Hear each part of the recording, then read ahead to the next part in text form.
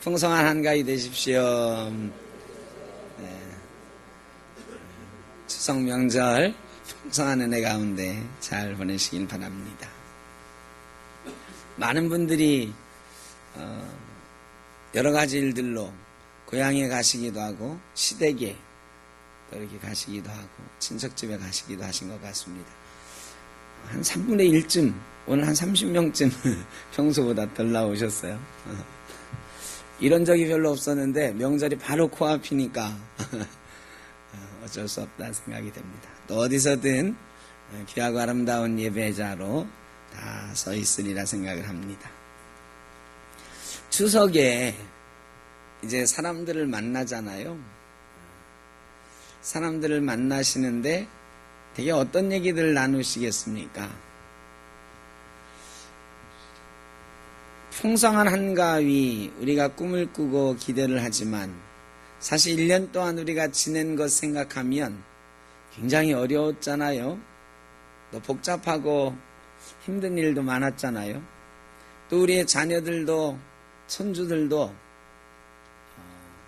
아직 취직 못한 아이들도 있고 대학 입시를 앞에 둔 아이들도 있고 재수하는 아이들도 있을 수 있고 여러 가지 힘든 일들이 있을지 모르겠습니다.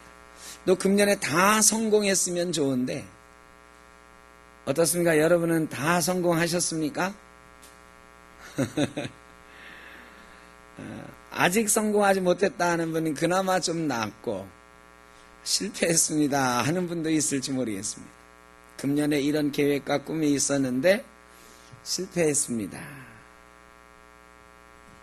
여러분, 우리가 추석에 만나긴 만나지만 되게 이런 사정 가지고 만날 수도 있습니다. 어떤 이야기들로 이 추석 명절을 풍성하게 만들어갈 수 있을까요? 오늘 우리에게 주신 말씀을 통해서 한번 생각을 해보려고 합니다. 하나님이 모세를 부르셨습니다. 애굽으로 가라 하셨습니다. 그런데 모세는 이미 40년 전에 처절한 실패를 맛봤던 사람입니다.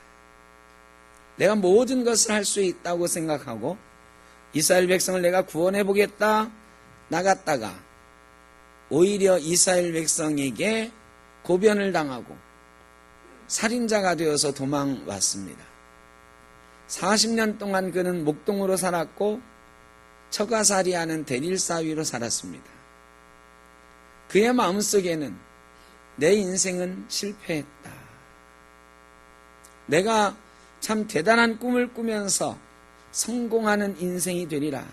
하나님께 쓰임받는 인생이 되리라 생각을 했지만 내 인생은 이렇게 저물어 가는구나.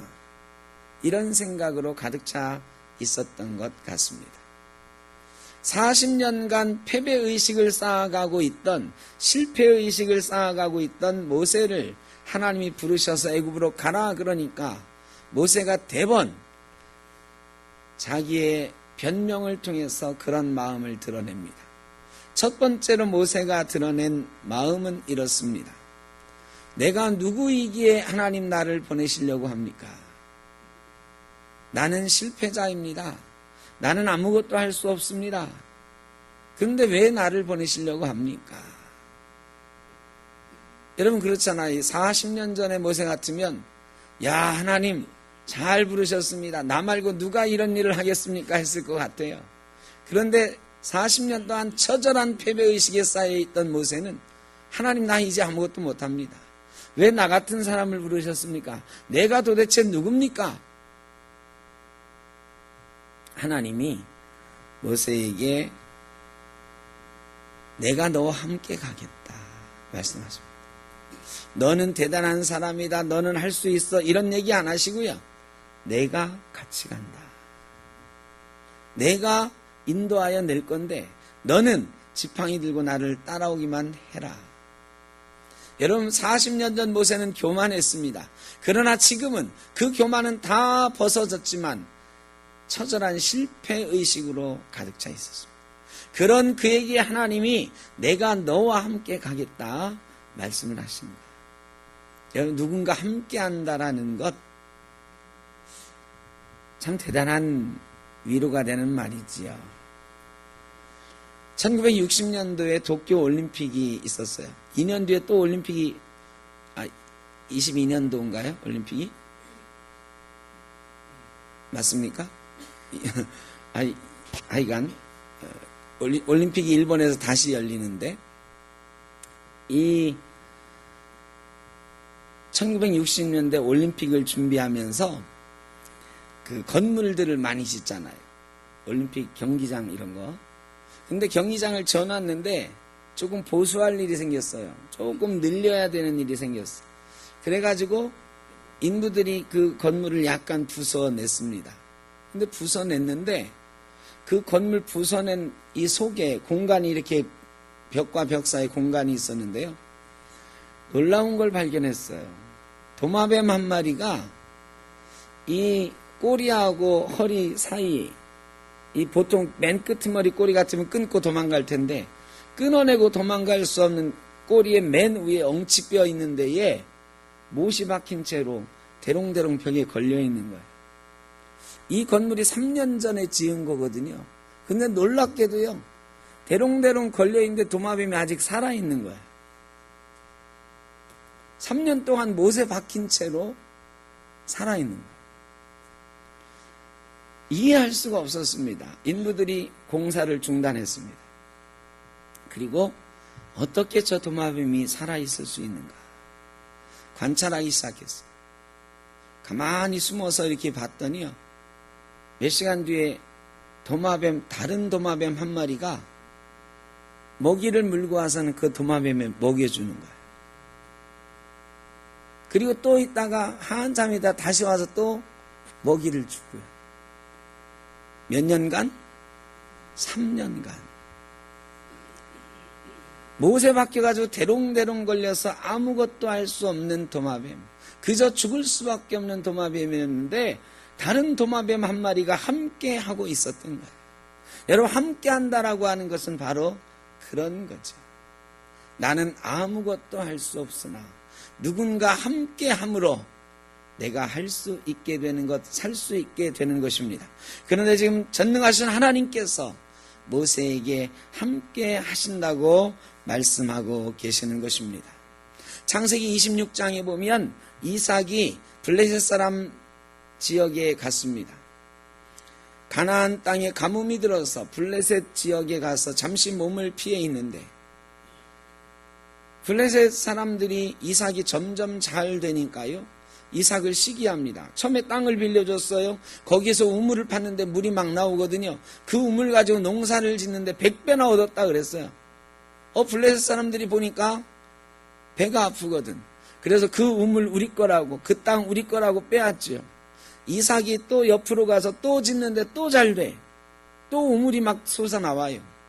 우물을 뺏고 또 뺏고 블레셋 사람이 여러 번 뺏었습니다. 점점 더 험악한 땅으로 쫓겨갔지만 이삭이 가는 곳마다 하나님이 그를 잘 되게 하시는 거예요. 블레셋 왕이 나중에는요 찾아옵니다. 블레셋 왕 아비멜렉이 찾아와서는, 야, 너는 어떻게 그렇게 잘 되냐? 가는 데마다 하나님이 너와 함께 하신 것을 우리가 보았다.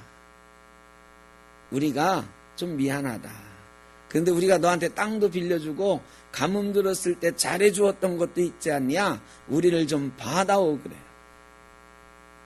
하나님이 함께 하시면 그렇게 척박한 곳으로 쫓겨가고 또 쫓겨가도 잘 되는 줄로 믿습니다.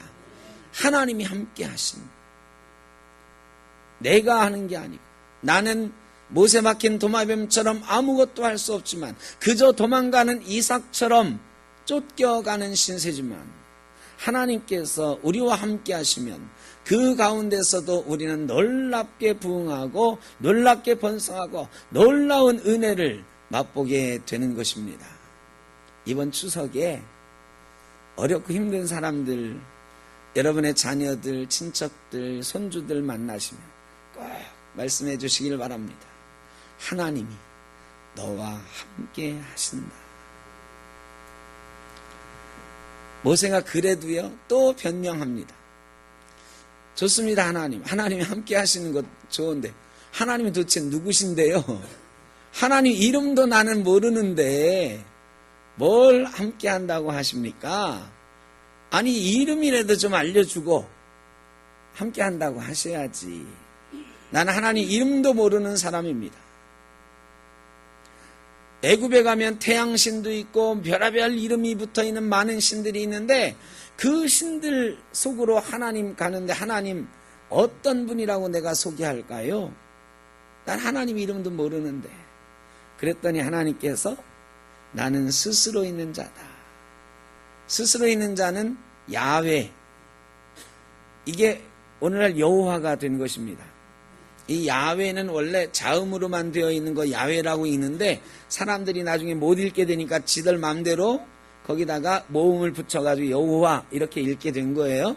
그러니까 야훼, 여호와 뜻은 스스로 있는 자다. 여러분 스스로 있는 자라고 하는 게 어떤 의미가 있는 것입니까? 이 세상 모든 것보다 먼저 있었던 분이다. 이 세상 모든 것의 근원이 되는 분이다. 이 세상 모든 것들은 내가 만들었다. 나는 태초에도 있었고 네가 고통당할 때도 있었고 네가 실패할 때도 있었고 지금도 존재하고 있다. 때로는 우리가 그런 질문을 하나님께 던져보잖아요. 하나님 도대체 어디 계시는데요? 하나님 거기 계신가요? 이런 질문 던져보잖아요. 막막하고 사방이 꽉 막혀가지고 아무 데도 갈 수 없고 탈출구가 없을 때 하나님 도대체 어디 계시냐고요. 하나님이 말씀하시는 거예요. 나는 전에도 여기 너 옆에 있었고 지금도 네 옆에 있다고. 어디에나 언제나 계시는 분이라고 답하는 것입니다. 예전에 2차 대전 때 나치가 유대인들을 600만 명이나 죽였어요. 폴란드에 만들어오는 아우슈비츠라고 하는 수용소에서 대단히 많은 사람들이 가스에 의해서 죽임을 당했습니다. 나중에 2차 대전 끝나고 아우슈비츠를 많은 사람들이 찾아가는데 그 가스실 안에서 어떤 사람이 놀라운 글귀를 발견을 했는데 거기에는 God is here 이렇게 써 있었습니다. 하나님이 여기에 계신다. 여러분 그분은 어떻게 해서 그 하나님을 발견할 수 있었던 것일까? 가스가 막 차올라옵니다. 이제 곧 가스가 내 코에까지 다다르면 나는 죽을 수밖에 없는 그런 상황인데 그 마지막 순간에 힘을 내서 God is here. 하나님이 여기 계신다. 그 글귀를 쓴 사람은 어떤 하나님을 만난 것일까? 그 하나님은 태초에 계셨던 분, 나의 인생 가운데 늘 계셨던 분, 내가 실패할 때에도 계셨던 분, 내가 죽어가는 이 순간에도 그분은 여기 계신다는 고백 아니었겠습니까? 하나님은 언제 어디나 계십니다. 우리가 실패할 때도 계시고 실업자가 될 때도 계시고 내 사업이 안 좋을 때도 계시고 내 건강이 연약해질 때도 계십니다. 내가 취업을 못할 때에도 하나님은 계시는 분입니다. 그리고 그분이 우리와 함께 하신다고 말씀하시는 것입니다. 놀이터에서 아이들이 막 뛰어노는데요. 아이들 3살, 4살 된 아이들 뛰어노는 걸 이렇게 관찰해 보면 가끔 막 놀다가 갑자기 멈춰요. 멈추고 어떻게? 두리번해. 누굴 찾는 거죠? 엄마 찾는 거거든, 엄마. 근데 엄마가 저기서 다른 엄마들하고 얘기하고 있다가 우리 아들이 두리번거리면, 우리 딸이 두리번거리면 엄마 여기 있어 하고 손 흔들어 줘요. 그러면 또 신나게 막 놀다가 또 문득 멈춰서 또 찾아봅니다. 근데 엄마가 안 보여. 그럼 그 아이는 놀지 못하고 가만히 있다가 막 울음을 터뜨리죠. 엄마가 다시 보여야 그 아이는 다시 놀 수가 있는 것입니다. 하나님은 바로 언제 어디서나 우리를 바라보고 계시는 줄로 믿습니다. 우리가 영의 눈을 들어서 바라보기만 하면 그 하나님이 옆에 계시고 우리는 우리의 인생이 좀 힘들고 어려워도 찾아갈 힘을, 살아갈 힘을 얻게 되는 것입니다. 이렇게 말을 해 주시는데도 모세가 하나님 다 좋습니다. 그런데 내가 무슨 말을 할지 나는 또 모릅니다. 내가 무슨 말을 할지 모르는데 하나님께서 또 말씀하십니다. 야, 내가 뭐라고 말할지도 다 알려줄게. 가서 두 가지 얘기해라. 하나는 나는 아브라함의 하나님, 이삭의 하나님, 야곱의 하나님인데 내가 너를 보냈다 해라. 첫째는 나는 아브라함의 하나님, 이삭의 하나님, 야곱의 하나님이다. 내가 너를 보냈다고 해라. 여러분, 이스라엘 백성들에게 아브라함과 이삭과 야곱은 영원한 조상이에요. 우리 조상의 하나님이 모세를 보냈다. 우리 조상들이 섬겼던 하나님, 우리 조상들과 함께 하셨던 하나님이 지금 우리를 기억하시고 우리에게 모세를 보내셨다. 그리고 내가 너희를 여기서 인도해서 가나안 땅 너희 조상에게 주리라고 했던 그 약속의 땅에 너희를 데려가겠다 말을 하라. 이스라엘 백성들은 430년간 꿈을 잃어버리고 살았습니다. 하나님께서 가나안 땅을 그들에게 주시겠다고, 그들의 조상에게 주시겠다고 약속했지만 430년 동안 그 약속은 점점 희미해졌고 이제 노예 생활하면서 우리는 이렇게 노예로 끝나는 민족이 되나 보다. 점점 희망을 잃어가고 있을 때였습니다. 그런데 하나님이 모세를 보내셔서 나는 아직도 아브라함의 하나님, 이삭의 하나님, 야곱의 하나님이다. 아브라함과 이삭과 야곱에게 했던 약속을 나는 지금도 기억하고 있다. 그 약속을 내가 지금 너희에게 지키려 하노라. 여러분, 하나님이 우리에게 그런 약속을 주셨던 것 우리가 받고 열심히 살아간 적이 있어요. 그런데 꿈은 사라지고 희망은 사라지고 우리의 삶이 우리를 힘들게 함으로 그 삶에 짓눌려서 꿈도 없이 희망도 없이 이스라엘 백성들처럼 그렇게 살아가고 있을 때가 많이 있습니다. 지금 하나님이 모세에게 너는 이스라엘 백성에게 가서 희망을 얘기하라, 꿈을 얘기하라, 약속을 얘기하라 말씀하고 있는 것입니다. 이동우라고 하는 개그맨이 있어요. 옛날에 틴틴5라고 그래가지고 개그맨들인데 춤도 잘 추고 노래도 잘하던 홍록기 막 이렇게 해가지고 같이 활동하던 5명의 잘 나가던 개그맨들이 있습니다. 그 중에 하나였어요. 그런데 이 이동우 씨가 망막변성증에 걸려가지고 시력을 잃어버렸죠. 젊은 친구인데 시력을 일찍 잃어버렸어요. 30대에 시력을 잃었어요. 모든 걸 포기하고 절망할 수도 있는 그런 상황이었는데요. 이 이동우 씨는 포기하지 않았습니다. 눈을 잃어버린 채로 연극도 했고요. DJ 활동도 했고요. 여러 가지 활동을 했어요. 많은 사람들이 야, 이동우 대단하다 칭찬하고 또 TV에도 나와서 노래도 하고요. 노래도 또 얼마나 잘하는지 몰라요. 이 이동우의 이야기를 들은 어떤 사람이요? 놀라운 결정을 했습니다. 내 눈을 이동우 씨에게 주겠다고. 눈을 기증하겠다고 하는 사람이 나타났어요. 여러분, 눈이 우리 몸의 90%를 사실은 우리 감각의 90%는 눈에 의지하는 건데 이 눈을 주겠다고 하니까 얼마나 감동적이었어요. 이동우 씨가 누가 나에게 눈을 주는가 봤더니요. 루게릭병 환자, 근무력증, 점점 막 몸이 쪼그라드는 그래서 꼼짝 못하는 그런 환자였어요. 그 환자는 나는 어차피 얼마 살지도 못하고 몸이 점점 오그라들어서 어차피 밖에 나가지도 못하고 그저 방 안에 앉아서 먹는 것 이외에는 아무것도 못하는데 먹는 것도 누가 먹여줘야 되는데 눈이 없으면 좀 어떻겠습니까? 하고 기증을 한다는 거예요. 근데 이동우 씨가요? 안 받았어요.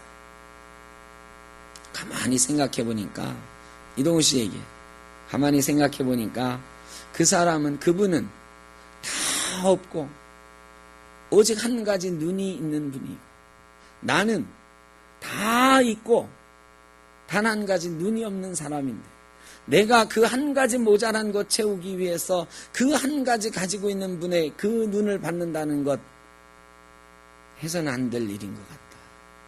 이렇게 말하고 눈을 안 받았어요. 그리고 여전히 안 보이는 상태로 살아가고 있습니다. 그러면서 그 이야기를 TV에 나와서 하는데 멋진 말을 했어요.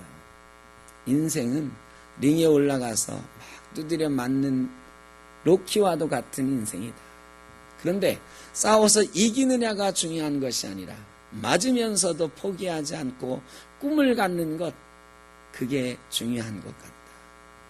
나는 이번 기회에 세상을 보는 다른 눈을 갖게 됐다.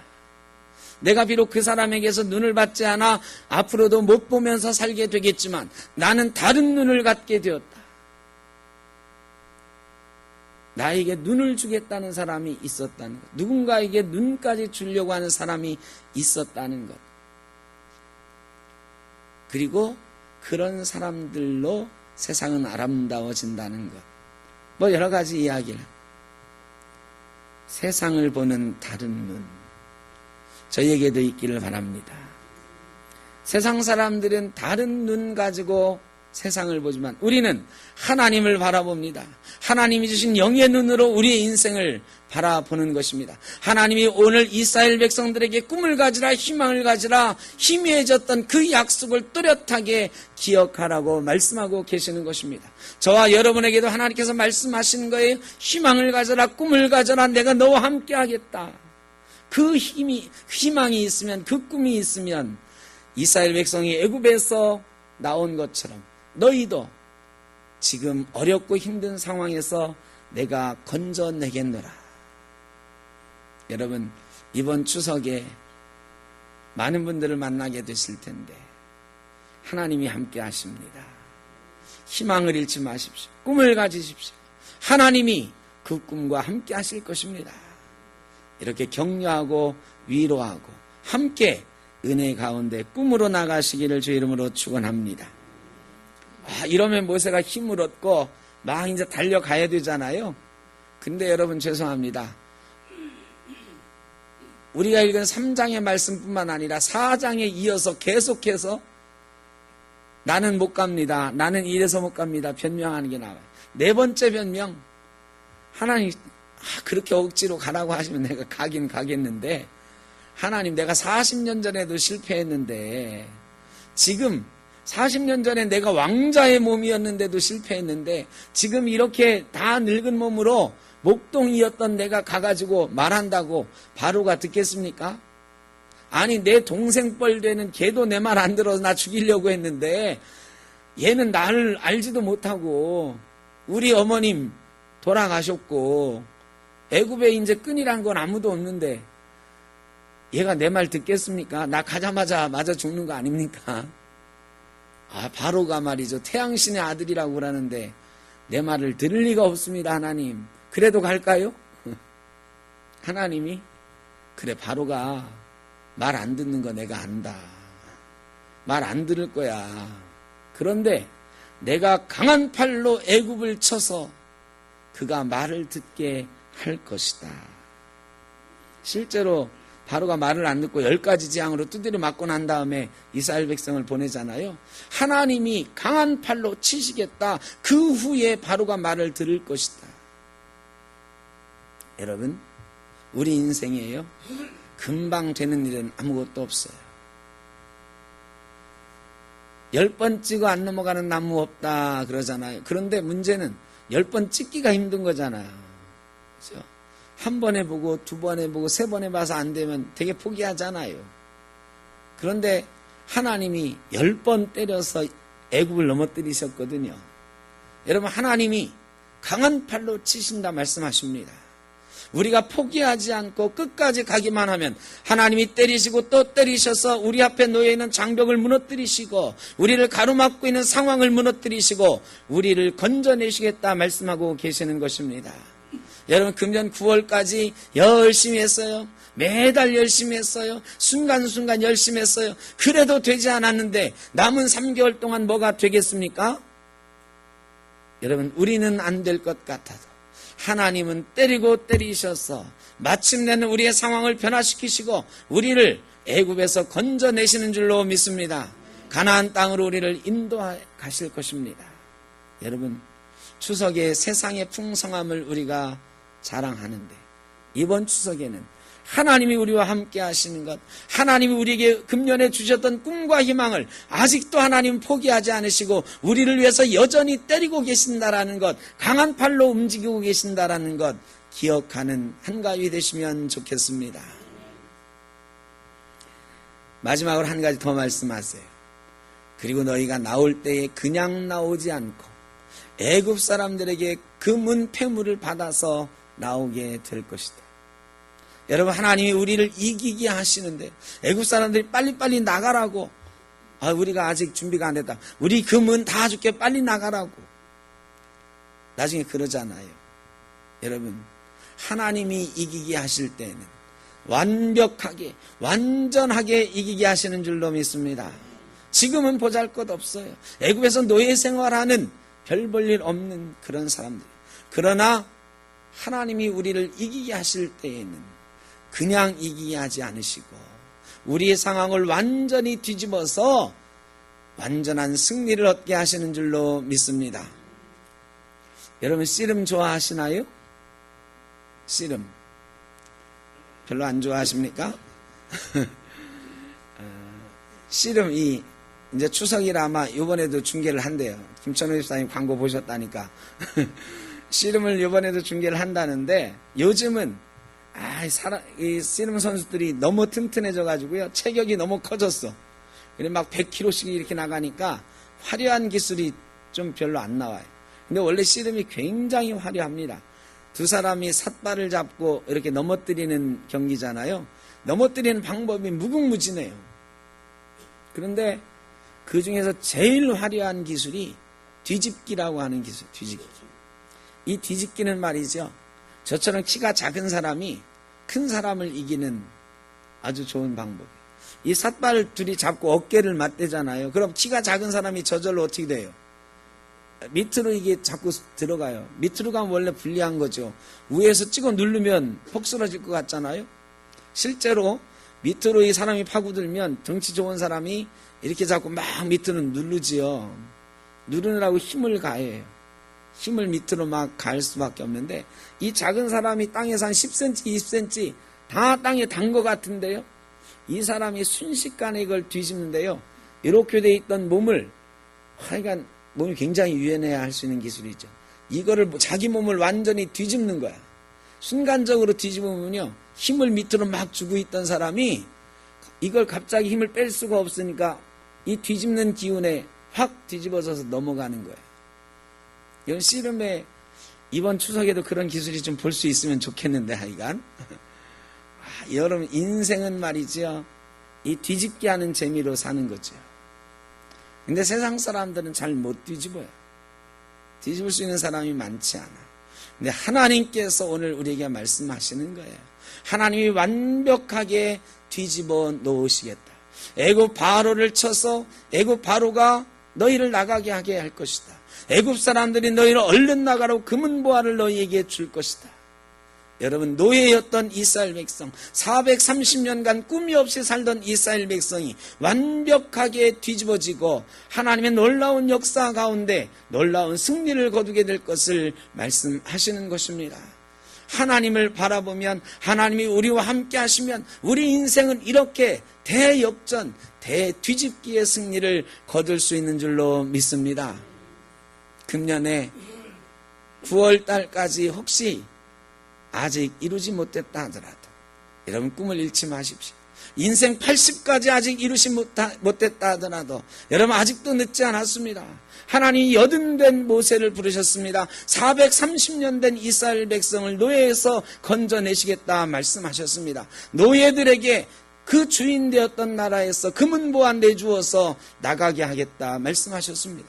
그리고 하나님의 이 말씀은 다 그대로 이루어졌습니다. 하나님은 오늘 저희에게 말씀하십니다. 내가 너희 인생을 이렇게 뒤집어 놓겠다.